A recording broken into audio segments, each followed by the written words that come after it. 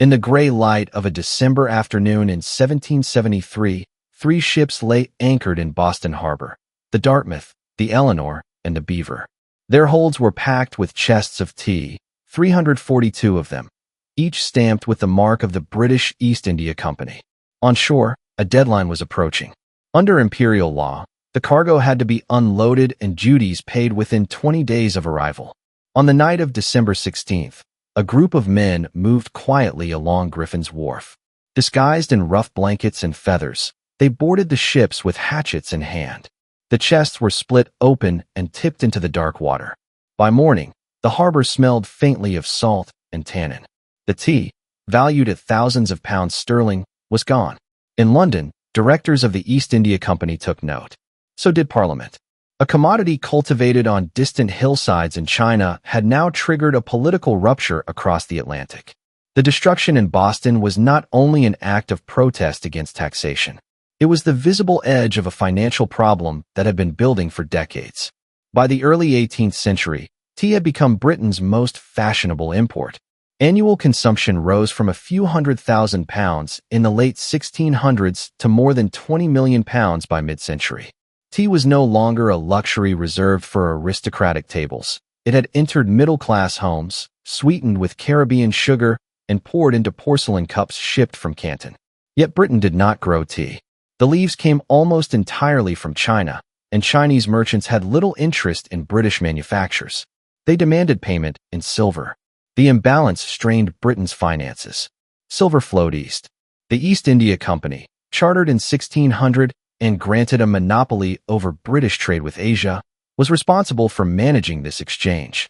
It purchased tea in Canton with bullion, loaded it onto company ships, and transported it to London, where it was auctioned to wholesalers. Duties imposed by Parliament could reach more than 100% of the tea's original cost, making legal tea expensive and smuggling profitable. By the 1760s, the company was under pressure. It governed vast territories in India after the Battle of Plassey in 1757, maintained private armies, and paid dividends expected by British investors. War in North America and India had increased its expenses. At the same time, colonial boycotts and rampant smuggling reduced tea sales in America. Warehouses in London filled with unsold inventory. Credit tightened. Share prices fell. In 1772, the company teetered near insolvency. The British government intervened. Parliament passed the Tea Act of 1773, designed not to raise new revenue, but to rescue a strategic corporation. The act allowed the East India Company to ship tea directly to the American colonies, bypassing the London auctions and many middlemen. By cutting out layers of distribution, the company could sell tea in America at a lower price, even with a small imperial duty attached, undercutting smugglers and stabilizing its finances. On paper, the arrangement resembled a carefully assembled machine. Tea was purchased in Canton using silver and, increasingly, revenue extracted from Bengal. It was transported on company vessels insured through London markets.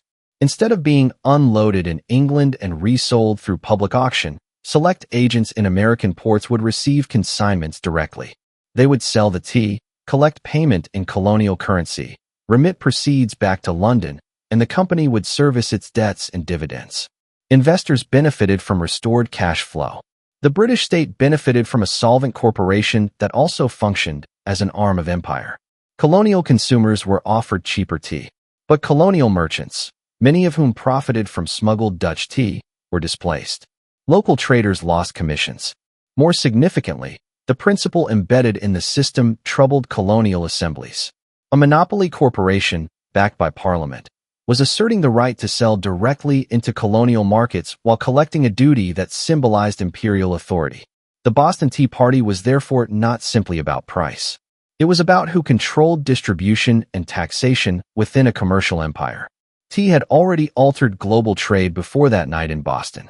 In the 17th century, European demand for Chinese tea, silk, and porcelain contributed to a steady outflow of American silver, mined in Spanish colonies such as Potosi, across the Pacific and through European intermediaries. The beverage helped knit together mining camps in the Andes, counting houses in Amsterdam, warehouses in London, and river ports in southern China. To reduce dependence on silver, the East India Company gradually reshaped the system. After consolidating power in Bengal, it gained access to land revenues and agricultural output. One commodity in particular would rebalance the equation: opium. Cultivated under company supervision in India, opium was sold to private traders who smuggled it into China. Silver began to flow in the opposite direction.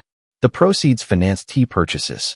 This triangular exchange, Indian opium, Chinese tea, British textiles, and finance, allowed Britain to sustain a growing appetite for tea without draining its bullion reserves. The company did not simply trade goods. It organized revenue systems, enforced contracts, insured cargo, and managed credit across continents. Its shares were widely held in Britain, and its dividends formed part of the financial architecture of the state. Tea revenues, customs duties, and company taxes were intertwined with government borrowing and war finance. The scale mattered. By the early 19th century, tea accounted for a significant portion of British customs revenue. A habit cultivated in drawing rooms and taverns became a fiscal pillar. Regular tea consumption also structured daily life. Work breaks, social rituals, and domestic routines formed around the boiling kettle. Demand was steady and predictable, making tea an ideal taxable good.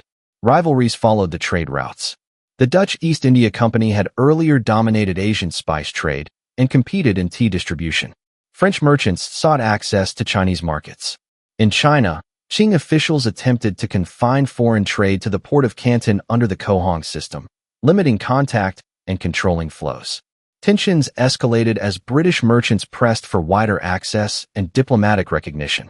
The Opium Wars of the mid-19th century would force open additional ports, embedding tea even more firmly in global commerce. The geography of production also shifted. In the 1820s and 1830s, British botanists and planters began cultivating tea in Assam and later in Ceylon, Sri Lanka. Advances in steam transport and the opening of the Suez Canal in 1869 shortened travel times between Asia and Europe. Insurance markets adjusted premiums for faster voyages. Futures contracts developed to hedge against price fluctuations. Tea auctions in London became highly organized events, with samples circulated in advance and prices reported in commercial bulletins read across the empire. Power moved along these channels. Control over shipping lanes, colonial plantations, and financial clearinghouses allowed Britain to anchor a trade that stretched from Indian hillsides to Glasgow tea rooms. Capital accumulated in port cities such as Liverpool and London. Banks extended credit secured against cargoes at sea. Maritime law evolved to manage disputes over damaged shipments or delayed arrivals. Other nations adapted. In the United States, after independence severed ties with British monopoly, merchants developed direct trade with China. Fast clipper ships raced from New York to Canton and back, competing on speed to capture early season prices. In Russia, caravans carried tea overland from China through Siberia, supplying markets in Moscow and St. Petersburg. Each route generated its own financial arrangements: advance payments, credit instruments, insurance pools, tailored to distance and risk. Over time, tea ceased to be a trigger for open rebellion, but it remained embedded in institutions. Customs duties on tea contributed to state revenues well into the 19th century. Plantation systems in India and Ceylon relied on wage labor structures and export financing that resembled those used for sugar and cotton. Commodity exchanges standardized grades and contracts, making tea part of a broader system of global price discovery. The East India Company itself did not endure unchanged. After the Indian Rebellion of 1857, the British Crown assumed direct control of its territories. The company was formally dissolved in 1874. Yet many of its methods, chartered monopoly, joint stock ownership, integrated trade and governance, left a lasting imprint on corporate organization and imperial administration. Modern supply chains still carry traces of that architecture. Tea is grown in former colonial regions, sold through multinational firms, shipped along routes secured by international maritime law, and hedged through financial markets. The beverage remains inexpensive relative to income, consumed daily by millions who rarely consider the silver once exchanged for its leaves. In the quiet rooms of London's Mincing Lane during the 19th century, brokers leaned over polished tables, tasting small porcelain cups and marking prices in ledgers. Outside, carts rattled over cobblestones, carrying chests stamped with plantation marks from Assam or Ceylon. The system no longer depended on a single monopoly or a single port in China. It had become diffuse, institutionalized, and global. The tea thrown into Boston Harbor dissolved quickly in the tide. But the trade that carried it there did not disappear. It reorganized, expanded, and embedded itself more deeply into the structures of finance and empire. At the end of a long auction day in London, as clerks closed their books and the last samples were cleared away, the air would still hold the faint scent of dried leaves. Beyond the windows, ships waited in the Thames, their cargo secured, their routes charted.